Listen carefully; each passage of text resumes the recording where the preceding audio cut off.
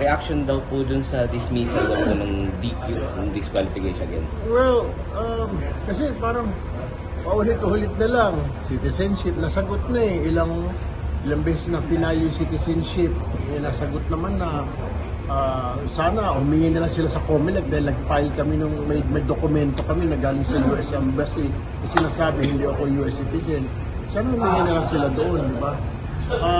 Yung meron din yung kaso pati yung asakwan, yung dynasty. Wala pa namang batas, di ba? Tsaka pag ang dami tumatakbo ngayon na magkakamag-anak.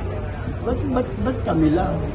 Pero sabi ko willing naman ako bumaba. Pag may napasambot, actually, magko-co-author pa nga ako kay Senator Lacson. Magpa-file daw siya. Sabi ko, boss, baka pwede sumama niya. Magko-author ka. Pag bumasa ng bata yun, diba?